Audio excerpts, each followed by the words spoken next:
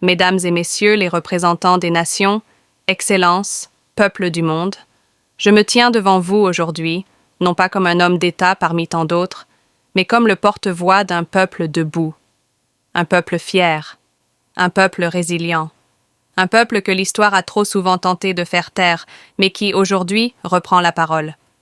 Je suis venu vous parler au nom du Burkina Faso.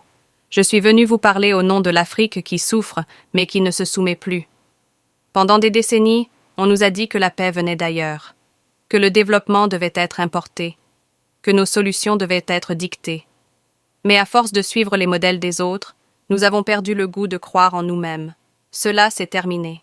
L'Afrique ne sera plus un terrain de jeu pour les puissances étrangères. L'Afrique ne sera plus un marché pour écouler les surplus des autres. L'Afrique ne sera plus une terre d'occupation déguisée sous les habits de l'aide. Nous refusons l'hypocrisie des partenariats déséquilibrés.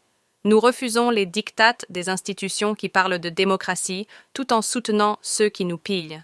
Nous refusons les armées étrangères qui prétendent nous protéger pendant que notre peuple meurt chaque jour dans le silence complice de cette même communauté internationale. La souveraineté n'est pas un luxe. La souveraineté est un droit.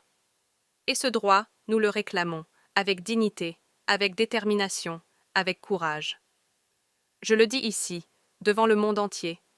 Le Burkina Faso a choisi de se libérer. Nous avons choisi de marcher sur nos propres pieds, même si le chemin est dur. Nous avons choisi de défendre notre territoire, avec nos propres forces, nos propres bras, nos propres fils.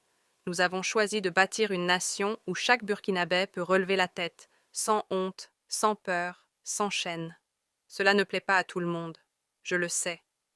Mais je n'ai pas été fait capitaine pour plaire. J'ai été fait capitaine pour servir, pour protéger, pour libérer. Notre combat contre le terrorisme est aussi un combat contre l'injustice. Car tant que l'injustice régnera, la paix ne sera qu'un mot vide. Tant que l'exploitation persistera, la violence trouvera un terreau fertile. Tant que le pillage de nos ressources sera orchestré dans le silence des grandes capitales, nos peuples continueront de se battre, non pas par haine, mais par nécessité.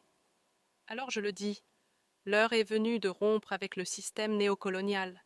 L'heure est venue de bâtir une nouvelle coopération, fondée sur le respect mutuel, la justice et la transparence.